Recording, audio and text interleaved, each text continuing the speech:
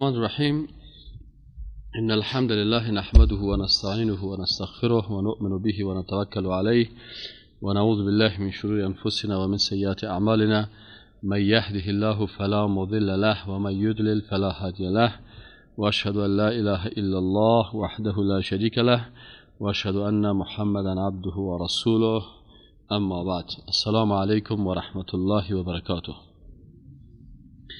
برادرای عزیز و محترم، در درسای قبلی شروط قبولی دعا را سرش بحث داشتیم و در شروط قبولی دعا گفتیم که دو قسم شرط داره. یکی شرط هایی که باید این شرایط در دعا موجود باشه و قسم دوم شرایطی که باید او کارها در دعا موجود نباشه. پس اگر ما دعا میکنیم که دعای ما قبول شود، به این خاطر باید این شرایط مراعات بکنیم.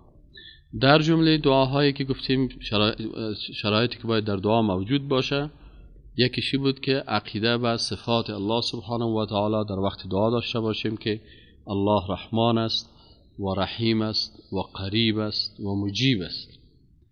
پس وقتی که الله رحمان است، هیچ کس از او که بر ما مهربان تر نیست و رحیم است، و وقتی که الله قریب است بر ما، پس نیاز نداریم پیش کسی دیگه بریم. الله بر ما قریب است و مجیب است، اجابت کننده دعا الله است. این چهار صفتی که مخصوص الله هست، این نه ملائکه داره، نه پیغمبر داره، نه کسی دیگه داره. این صفات مخصوص خالق متعال است.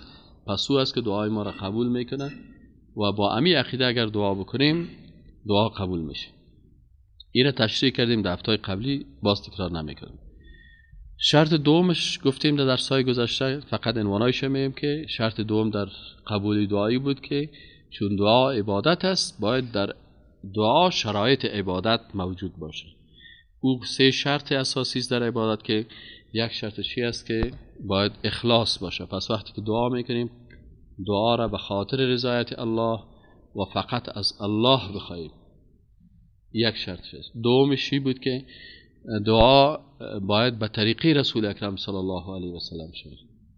ایناله اگر ما شما بگیم ولی ما اینی قسم دعا میکنم، میگیم که دعا درست است، تو اخلاص داری، لکن کوشش که دعای تو به طریقه رسول اکرم صلی الله علیه و سلم باشه. ببین که رسول الله صلی الله علیه و سلم همین قسم دعا کرده، اگر کرده بود خوب، اگر نکرده بود یاد بگیم. از این خاطر در قرآن عظیم‌الشان ربنا ربنا ربی تقریبا حتی من یک جایی دیدم نوشته بود 40 ربنا، یعنی همین ربنا در قرآن عظیم‌الشان بسیار زیاد دعاها هست. الله تعلیم میده و رسول اکرم صلی الله علیه و سلم دعا را تعلیم داده. پس اگر میخوایم که دعای ما قبول شود باید شد. و شرط سومش چی بود؟ که در عبادت که لباس انسان باید پاک باشه و اینم در هفته‌های قبلی من براتون تشریح کردم که رسول الله صلی الله علیه و سلم میگه که ان الله طیب لا یقبل الا طیبا. الله پاک است، بغیر از چیز پاک قبول نمیکنه چیزی که او پاکی نباشه. پس اگر دعا میکنی، چطور میگه یک نفر دست خدا بالا میکنه، خاک پر است، جیغ میزنه که یا الله یا الله، و مطعمه حرام، غذای حرام خورده، و ملبسش حرام است، لباسش حرام است. در اتاقی که شیشته که دعا میکنه مثلا جایی است که او غصب است، مال مردم است، به زور گرفته. پس وقتی که انسان دعا میکنه متوجه لباس خود باشه، متوجه خوراک خود باشه، متوجه جایی که تو دعا میکنی. ایناله ای است. از این خاطر اینی شروط شد. دیگه از شرایطی که گفتیم که انسان مسلمان وقتی که دعا میکنه اخلاص در دعا را مراعات بکنه. فدع الله مخلصین له الدین، گفته شما با دعا را بخواین، دعا بکنین مخلصین له الدین، که دین قانون الله را سر تطبیق بکنین و دعایت باید او اخلاص بر الله باشه. دیگه از شرایط دعا چی است که اینو هم تشریح کردیم که به شکل خفیه باشه، چرا که الله ذات سمیع هست و ذات قریب است. ما نیاز نداریم که دعا بسیار چیغ بزنیم. چرا؟ به خاطر از اینکه اگه در دعا چیغ زیاد زده میشه، بسیاری وقتا در دعاهایی که با صدای بلند میکنن خوف و ریا داخل میشه. پس انسان مسلمان، اما آیت قرآن میگه که ادعوا ربکم تضرعا و خفیه، پس انسان باید بسیار با تضرع و بسیار مخفی دعا بکنه انه لا يحب المعتدین، الله معتدین خوش نداره. دیگه از شرایط دعا چی هستن؟ دیگه از شرایط دعا گفتن که حضور قلبی هست. وقتی که انسان دعا میکنه، رسول اکرم صلی الله علیه و سلم چی میگه که واعلموا ان الله لا يستجيب دعاء من قلب غافل له، میگه الله اجابت نمیکنه او دعایی را که از یک قلب غافل باشه. یک نفر در غفلت است، هیچ متوجه نیست که من دعا چی میگم. از این خاطر دعای ما چرا قبول نمیشه؟ به خاطر ازی که مثلا یک نفر نماز میخونه نمیفهمه که من چی گفتم، میگه اللهم ربنا آتنا فی الدنیا حسنه و فی الاخره حسنه و قنا عذاب النار، معنایش نمیفهمه. این حال وقتی که دعا میکنیم قلب ما باید حضور قلبی داشته باشه که من در مقابل خالق با عظمت قرار دارم، کسی که زمین و آسمان خلق کرده. این حال وقتی که با این قلب دعا کردی دعای تو قبول میشه. اما اگر مثلا نفر دعا کرده میره، بسیار کساست که مثلا یک 50 تا دعا را حفظ کردن، تو بربرک وار خوانده میره، اما اللهم انی اعوذ بک من عذاب القبر، تو میگه اللهم انی اعوذ بک من عذاب القبر، تو باید قبر و عذاب قبر امین لحظه در یادت بیاری. اما میگه اللهم انی اعوذ بک من عذاب القبر، اما هیچ قبر در نظرش نیست. اللهم انی اعوذ بک من عذاب النار، هیچ متوجه نیست. از این خاطر حفظ کردن دعاها بدون معنایش با قلب غافل دعا پذیرفته نمیشه. دیگه چیزی که در چی است او حسن گمان به الله داشته باشه. چه قسم؟ لا یموتن، رسول الله صلی الله علیه و که احدکم الا وهو محسن الظن بالله، رواه مسلم. آل حسن گمان در دعا باید داشته باشیم. چه قسم حسن گمان می داشته باشیم؟ یعنی در مسائل عقیده کلمه گمان ظن به معنای عقیده می، یقین می. یعنی انسان وقتی که دعا میکنه در دعای خود یقین داشته باشه که الله دعای انسان مسلمان میپذیره، قبول میکنه. این یقین را باید داشته باشه. خب شاید یک کس بگه که والا من دعا کردم لکن دعای من خو قبول نشد. هیچ وقت دعای مؤمن که با اینمی شرایط دعا میکنه که در او شرک نباشه و همین شرایط دعا باشه، این دعا رد نمیشه، دعا قبول میشه. اما نتیجه دعا را تو حاصل نکردی. خب نتیجه دعا را چه قسم حاصل بکنیم؟ فکر کو یک مثال براتون میگم. بچه جوان است، پدر خودم میگه پدر برای من یک موتر بخر. پدر برش میگه که بچه من برات موتر میخرم. پس تقاضای پسر خدا پدر قبول کرد. اما میگه بچه می اگر است، حال فعلا سن تو خورد است، حال تو یک کمک احساساتی هستی، حال فعلا در این شرایطی که تو قرار داری بر تو موتر خوب نیست، من برات موتر میخرم. به این خاطر حال میگه پدر چرا برای بچه خود گفت که حال نه؟ پس پدر مصلحت اولاد خدا میفهمه. من برات بچه موتر میگیرم، من بچه برات بایسکل میخرم، لکن فعلا نه، یا 2 ماه بعد یا 1 سال بعد یا بخیر که تو خوب لایسانس بگیری او وقت باز برات موتر میخرم که تو خوب. اینال الله سبحانه و تعالی از پدر ما تو کرده به میلیون ها مرتبه برای ما چی است؟ مهربان تر است. بعضی اوقات ما دعا میکنیم، دعای ما قبول شده لکن آثار دعا را همون لحظه برای ما نشان نمیده. مغرور میشیم، متکبر میشیم، به نقص ما میباشه. مثل که اگر بچه در سن 14 سالگی پدر موتر بخره، پدر برش موتر خرید، تکر میکنه، بچه تکر میشه. پس پدر میگه نه عالی وقتش نیست که برای موتر بگیرم، پس برات موتر میگیم، لکن بان که بچه‌م خوب 18 ساله شدی 4 سال بعد باز برش موتر میخره. بعضی اوقات میفهمه که والا 18 سالم کسی موتر برای نقص میکنه، شاید که رفیقای خراب سر دچار شوه، خرابی کنه، برش او وقتا موتر نمیگیره. این حال بچهش فکر میکنه والا این پدر من چرا این کارو میکنه؟ نه، به خاطر ازی که او پدرت وقتش میفهمه الله سبحانه و تعالی دعای انسان مؤمن بدون شک قبول میکنه و یقین انسان باید داشته باشه، حسن گمان به الله داشته باشه. ولی ای که نتیجه از دعای مرا آل میته الله میفهمه، آل نداد خیر است. 10 سال بعد میته بله بسیار خوب است. احیانا حفظ میکنه نتیجه دعای تو را برای آخرت.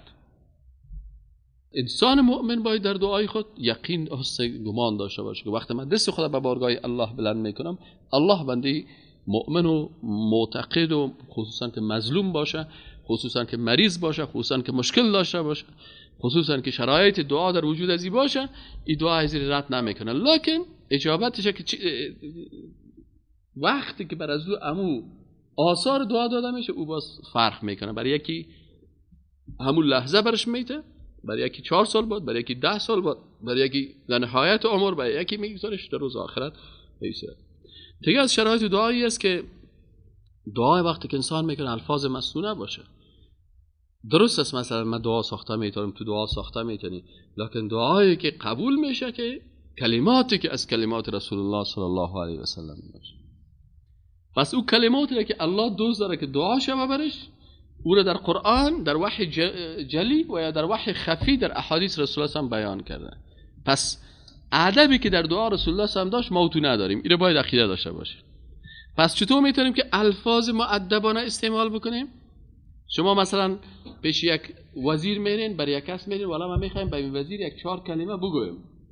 تو بگی استاد 3 خط 4 خط برای من نوشته کو، کلمات رو نوشته کو که وزیر که وقتی کلمات میگم خوشش بیاد با مؤدبانه باشه. متوجه هستی نه؟ پس خودت خوب الفاظ یاد داری، لکن به خاطر ازی که میترسی که نشه که امی الفاظی که من میگم کدام کلمهش خطا بخوره.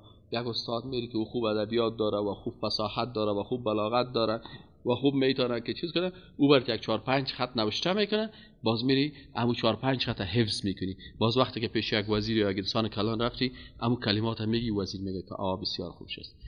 این حال ما و شما خوب فصاحت و بلاغت داریم، خوب کلمات استعمال میکنیم، لکن به او اندازه که رسول الله صلی الله علیه و سلم آداب استخدام الفاظ میفهمید ما تو نمیفهمید. متوجه است؟ پس به این خاطر از الفاظ خود کده در دعاهای خود از چی استفاده میکنیم؟ از الفاظ قرآن و از الفاظ سنت رسول الله صلی الله علیه و سلم.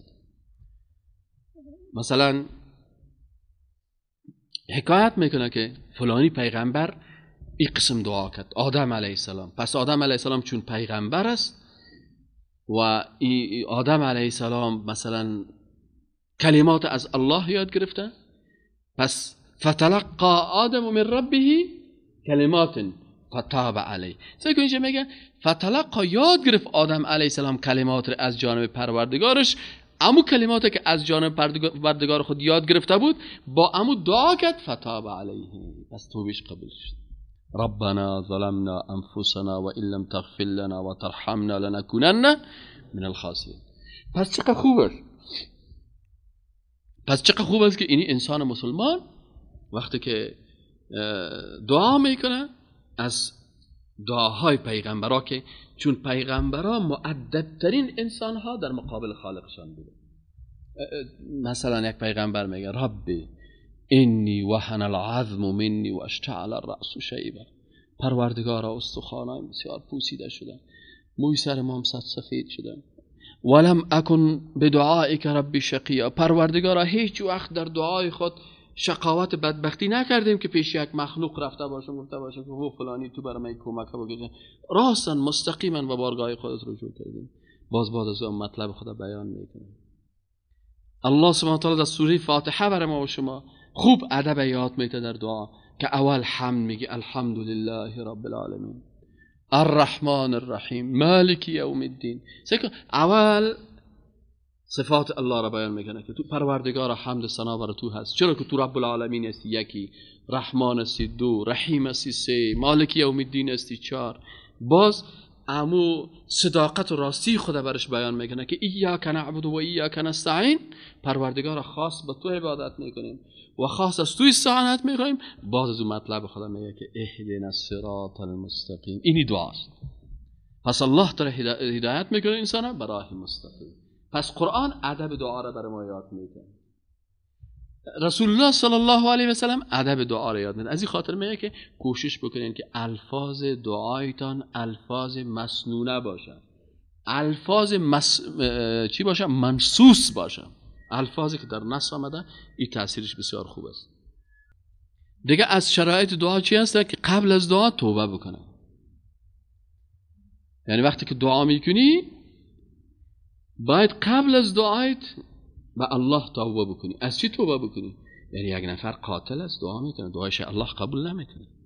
یک نفر از حرام خور است، از حرام خود توبه نکرده، این دعا میکنه. یک نفر مثلا ظالم است، پس الله دعای ظالم و قاتل و گناهکار و مشرک و بیدین قبول نمیکنه. پس اول باید از گناه خود توبه بکنی، بعد از او دعا بکنی، دعای تو قبول میشه. از شبهات خودداری بکنی. شبهات چی هست؟ امی بعضی گپا که والا فلانی شیخ او تو گفت، فلانی او تو گفت، فلانی تو گفت. برادر از این گپایی که مردم احمد محمود میگه ایره ترکو، از قال الله و قال الرسول بگی، مسائلی که شبهه نداشته باشه. از این خاطر در دعایی که در او شک وجود داشته باشه، الهی به حق آدم علیه السلام، الهی به حق فلانی، الهی به حق شاهد شیره. از ابن عز حنفی که عالم بسیار بزرگ احناف است و در عقیده کتاب داره، چی میگه؟ میگه هیچ کسی سر خدا حق نداره. تو چی اومدی که به حق فلان به حق فلان؟ ای که سر الله حق داره، الله سر ما حق داره، ما سر زو حق نداریم. الله سر پیغمبرها حق داشت، پیغمبرها سر الله حق نداره. از این خاطر تو میگی والا به حق فلانی به حق فلانی، از این خاطر میگه از کلمات شبهات و از این والا به جای فلانی و به منزلت فلانی و به مقام فلانی و الهی به قبر فلانی و الهی برای چی و فلانی فلانی. نه، پس الله که یک قسم بر تو دعا را تربیت داده. الله برای تعلیم داد که بگو ربنا آتنا فی الدنیا حسنه و فی الاخره حسنه و قنا عذاب النار. بهترین دعا هست. دعاهای پیغمبرها بهترین دعاها هست، هیچ شک و شبهه در اون نیست. اما دعاهایی که در شبهات است او سبب میشه. خب دیگه از شرایط دعایی است که انسان احکام الهی را خوب بفهمه. مثلا قبل از دعا صدقه بده به یک فقیر و مسکین. ارحموا علی من فی الارض یرحمکم من فی السماء. سر اهل زمین رحم بکنین. یک کس را میبینی بوت نداره، برو برش یک جوره بوت بخر، بعد از دعا بگو پروردگار مرا ببخشید که رحمت الله چی شود؟ با دعای مظلوم برای تو چی شود؟ جذب شود. یک مریض از پرسان مریض میری، در اون لحظه که مریض بسیار خوار است، پیش از اون میری مریض چطور هستی؟ خوب هستی؟ باز دعا میکنی پروردگارا سر من هم رحمت بکن. چقدر خوب جای است، چقدر خوب جای است. در بالای مریض پرسان مریض رفتی، بر خود دعا میکنی، برای اون دعا کو، برای خودم دعا بکن، دعای خدا قبول میکنه. مظلوم است که تش کمک بکن، برای دعا بکن. بس از این خاطر انسانه که مثلا چی میکنه، روزه دار باشی، مثلا انسان روزه میگیره، مثلا انسان تهجد میخونه، سجده میکنه. در سجود وقت بهترین لحظه که دعا هست که انسان در حالت سجده باشه. در نیمه شب، در وقتی که مثلا کلی خواب هستن، تو در اونجا میری وضو میکنی، می به بارگاه الله سر به سجده میمونی و در اونمو وادی سجده هیچ کس تو را نمیبینه، گریه میکنی و میگی پروردگارا اینی حاجت مرا روا بگردان. دیگه شرایط توبه است که توسل به نامهای الله بکنی، مثل که رسول الله صلی الله علیه و سلم میگه الهی تو رحمان هستی، الهی تو رحیم هستی، الهی تو غفور هستی، مرا مغفرت کن، الهی تو رحمان هستی، بالای من رحمت نازل بکن. با اسماء الله الحسنا دعا بکنی و افتتاح ثنا با دعا باشه، با درود باشه. و دیگه کوشش بکنی که الفاظ، اماکن و اوقات و حالات فاضله را پیدا بکنی. در کدام وقت دعا خوب پذیرفته میشه، در کدام اماکن خوب دعا پذیرفته میشه. اماکنش مثلا تو در مقابل مسجد الحرام هستی، در مقابل بیت الله شریف، او دعا پذیرشش بهتر است نسبت به اینکه مثلا تو در بین خانه هستی. دعایی که در داخل مسجد است او بهتر است نسبت به اینکه تو در داخل خانه هستی. در حالات است، مثلا در بعضی احادیث آمده که اینی دعا بین آذان و بین اقامت این وقت خوب شرایط دعا هست. بعد از آذان دعا میکنی، دعایت خداوند خوب قبول میکنه. بعد از نماز فرضی دعا میکنی، دعایت الله خوب قبول میکنه. پس اینیا را بذارید. دوم قسمه که آداب عدمی هست که ما گفتیم در دعا باید اینی گپا نباشه. اگر بود دعایت خراب میکنه، قبول نمیکنه. اول چیزی که هستی گفته عدم اعتدال. در دعا باید اعتدا نکنی. اعتدا چی هست؟ تجاوز در دعا است که انه لا يحب المعتدین، که انسان از حد و حدود خارج شود، از حد و حدود خارج شود و دعا بکنه. بلکه انسان اعتدا یا یعنی خلاصه چی مانا؟ بی‌ادبی در دعا. اعتدا چی رو میگن؟ که انسان بی‌ادبی در دعا بکنه. خب مثلا بی‌ادبی ها چی است؟ شریک نمودن مخلوق در دعا هست. و من اضل ممن یدعو من دون الله من لا یستجیب له. میگه چی از او که بسیار گمراهتر است که مخلوق در دعای خود شریک میسازه. ایواز که به الله دعا بکنه الهی تو مرا که شاید شمشیره ببخشی. سبحان الله. تو چرا میگی؟ بگو الهی تو مرا ببخشی، الهی شاید شمشیره را ببخشی که آدم بسیار خوب بود، شخصیت خوب بود، در افغانستان اسلام نشد. اما الله که مخلوق که از شریک میسازه. از این خاطر الله میگه و من و کیس اضل بسیار گمراهتر ممن نسبت به کسی که یدعو من دون الله، بغیر از الله میره به یک مخلوق دست دعا بلند میکنه که شاید شمشیره مرا ببخش، او فلانی پیر صاحب مرا ببخش، او فلانی صاحب مرا ببخش. این چی که از این کلمه گمراهتر انسان نیست. من لا یستجیب له الی یوم القیامه، میگه او هیچ اجابت تا روز قیامت بر از او اجابت کردن و هم عن دعاهم غافلون. او کسی را که تو دست دعا را به بارگاهش بلند میکنه و هیچ نمیفهمه که تو گفتی یا نگفتی. چی گفتی؟ هیچ خبر نداره. در قبر جسد است، روحش در کجا هست؟ احادیث بخوان که روح شهدا در کجا هست؟ کت مرده در قبر است، روحش اونجا نیست. تو رفتی پیش یک اسکلت دعا میکنی یا پیش یک جسد دعا میکنی، روحش کجا هست؟ روحش اینجا نیست که در قبر فعلا. پس تو نمیشنوه. و هم قرآن چی میگه؟ و هم عن دعاهم غافلون. او خو عالم الغیب نیست که دعای تو را بفهمه. اینجا او خو عالم الغیب نیست. اگر پیغمبر هم علم غیب نداره. پس ایناله چی هست؟ بسیاری کسایی که دیگه چی هست از جمله تجاوز؟ بدعت در دعا هست که چیزهای بدعتی را، الفاظ بدعتی را در دعا میکنه. والا اصلا ما یک دیگ حلوا به شاید شمشیره بردم دعا کردم. این بدعت است، ناروا هست، غلط است، نظر به مخلوق است. هیچ وقت دعای از این قبول نمیشه. 55 دیگ هم که ببری نه حلوایت هم خورده میشه و یگان وقت دیگش هم گم میشه، فایده نمیکنه. دیگه طلب آنچه که شایسته نیست، شایسته نیست. یک انسان مظلوم تو برای ما شما که این بدوا میکنه، پس خدا قبول نمیکنه. خداوند قبول نمیکنه از بسیاری کسایی را که مثلا اونا چی میکنن؟ دعایی که شایسته نیست تو دعا میکنن.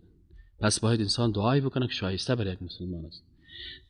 طلب کمک در حرام، یک نفر دعا میکنه، یک سازنده میخیزه دعا میکنه خدا دیگه مرا توفیق بده که امشب خوب یک دول بزنم.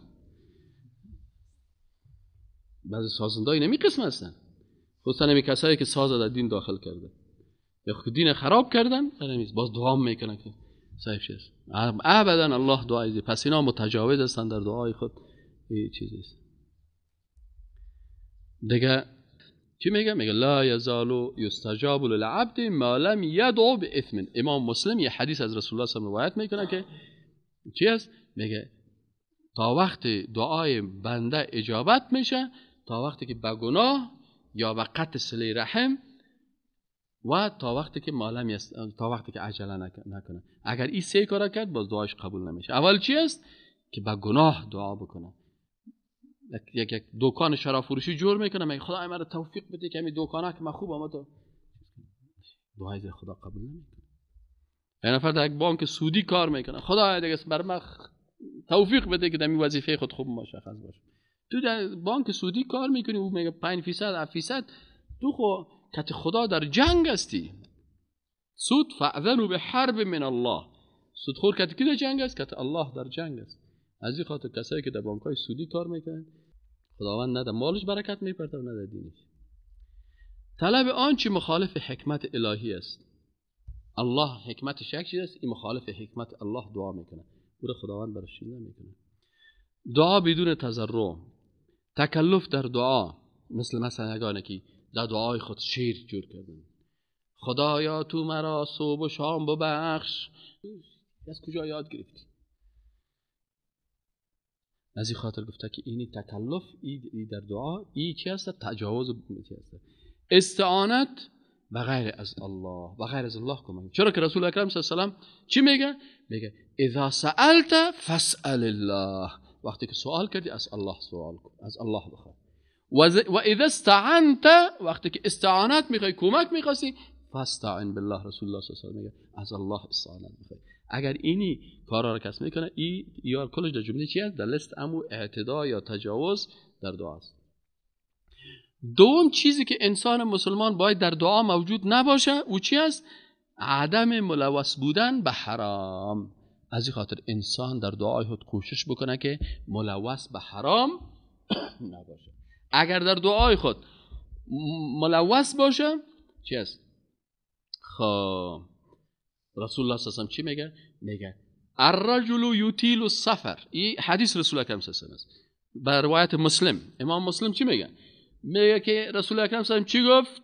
برای میگه گفت که حدیث طویل است، میگه آیت شریف است. عن ابی هریره رضی الله عنه قال قال رسول الله صلی الله علیه و ایها الناس، میگه رسول الله صلی الله علیه و گفت که ای مردم، ان الله طیب لا یقبل الا طیبا، الله پاک است بغیر از چیز پاک قبول نمیکنه.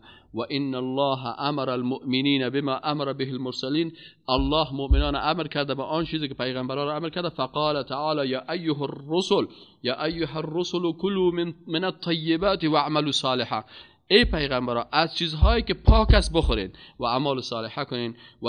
و قال تعالی یا ایها الذین آمنوا کلوا من طیبات ما رزقناکم، ای مردم بخورین از چیزهای پاکی بر شما رسیدیم. باز میگه رسول الله صلی الله علیه و چی گفت؟ سعی اینجا بسیار مهم است. میگه ثم ذکر الرجل، باز میگه رسول الله صلی الله علیه و یاد کرد یک شخصی را که چی میکنه؟ یطیل السفر، سفر بسیار طویل کرده، حج رفته، به مکه مکرمه رفته، به مدینه منوره رفته، یطیل السفر بسیار، اشعث اخبر. اشعث اخبر چی معنی؟ یعنی عزیز که سفر زیاد کرده، مویاش جنگل شده، روش غبار و خاک است، برو چه کرده؟ این رسول الله صلی امیر تمسه میگه یمد یدیه الی السما، باز همین شخصی که روش خاک پر است، مویاش گدوت شده است، کالاش هم چرک و چتل است و سفر بسیار طویل کرده، باز این دیگه چی میکنه؟ این دیگه صاحب در مقصود که رسیده دیگه دست خدا میگه به طرف آسمان میکنه که یا رب یا رب، دعا کرده میره. بر رسول الله صلی چی میگه؟ و مطعمه حرام، غذایی که خورده چی است؟ حرام است. و مشربه حرام، چیزایی که نوشیده هم چی است؟ حرام است. و ملبسه حرام، و لباسش چی است؟ حرام است. و غذی بالحرام، و تغذیه شده اعضای بدن ازی با حرام. فانا یستجاب لذلک، رسول الله صلی الله علیه و آله کی اجابت میشه؟ ولو که هر قدر سفر کنی، ولو که هر قدر خودت چرک و چتل بسازی، ولو که هر قدر مویایت گرد و غبار بگیره، ولو که هر قدر جانت چرک و چتل شده باشه، ولو که هر قدر متحمل زحمات شوی، لکن غذایت حرام، نوشیدنیت حرام، لباست حرام، رسول الله صلی الله علیه و آله برای اجابت دعا نمیشه. پس اگر کس میخواد که دعایش قبول شود، باید برای قبولی دعا باید لباس خدا و غذای خدا و چیز خدا حلال بسازه. سومی کاری که است عدم عجله هست، که نگوید که والا من دعا کردم باید نمیل دعا کردم 2 دقیقه بعد آثارش رو ببینیم. عجله نکنه، به خاطر ازی که از آداب چی است؟ عدم عجله هست. دیگه شرطش چی است؟ عدم دعا به معصیت. هیچ وقت دعایی که به معصیت میشه، یعنی بدوا رو خدا قبول نمیکنه. بدوا رو خدا قبول نمیکنه. ولی ما بدوایت میکنه، برو بدوا کن. بعضی کساست خودش ظالم است، خودش غلط است، وقتی که برش یک باز بدوایت میکنه، بدوایت رو خدا قبول نمیکنه. چرا که اینجا گفته که دعای انسان لا یزال یستجاب للعبد ما لم یدعو باثم، تا وقتی که دعا به گناه نکنه. پس وقتی که یک نفر بدوا میکنه، دعای بد میکنه، این دعا به گناه هست نیست. تو باید برای یک مسلمان دعای نیک بکنی، تو برای دعای چی میکنی؟ بد میکنی. از این خاطر میگه این دعای از قبول نمیشه. دیگه چی است؟ عدم معلق ساختن دعا. دیگه چی است که باید خود الله در حدیث چی میگه؟ عن انس رضی الله عنه، حدیث صحیح بخاری است، قال رسول الله صلی الله علیه و سلم اذا دعا احدكم فليعزم المسأله. میگه وقتی که دعا میکنه شما به عزم ببین که پروردگارا مرا ببخش، پروردگارا بر من جنت نصیب کن. اما این قسم دعا نکن ولا یقولن اللهم ان شئت فاتینی، که خدایا اگر خاصی برام بده، خدایا اگر خاصی مرا در جنت ببر. میگه این قسم نگو. متوجه هستین؟ اینو معلق نساز. او پروردگار برام نصیب کن، الله برات بده. دیگه چی هست؟ فانه لا مستکره لهم. دیگه چی هست؟ این خودش همین کلماتی است که در دعا بیادبی رو ایجاد میکنه. عدم غفلت است که ما شما پیشتر هم گفتیم که چی هست که رسول اکرم صلی الله علیه و آله چی میگه؟ ادعوا الله تعالی و انتم موقنون بالاجابه. دعا بکنین به الله و یقین داشته باشین که قبول میشه. و علموا ان الله لا یستجیب دعاء من قلب غافل الله. از قلبی که غافل باشه و در لهویات مسئول باشه این است. از این خاطر در دعا باید غفلت نباشه، دقت باشه. دیگه چی است؟ از شرایطش که ناامید نشه. این انسانی که دعا میکنه ای باید ناامید نشه. خب یک مطلب دیگه هست که او رو باید خدمت شما در درس امروزی بگویم که شروط قبولی دعا را ما شما خوانده بودیم. یک مطلب دیگه بود که اقسام دعا را ما شما اگر فکرتان باشه خوانده بودیم، لکن دعا به اعتبار الفاظ اینی تقسیمش نخوانده بودیم که دعا به اعتبار الفاظ یکی دعای شرکی توحیدی هست و یکی دعاهای بدعتی هست و یکی دعاهای شرکی هست. اینی سه قسم بسیار مهم و خطرناک است که باید انسان این سه قسم دعا را بفهمه. لکن امروز براتون درس نمیتونم، ایره ببریم ان شاء الله تعالی. باز به هفته بعدی باز میخوایم که خسته نشین زیاد، خدای نخواسته. تیست ان شاء الله.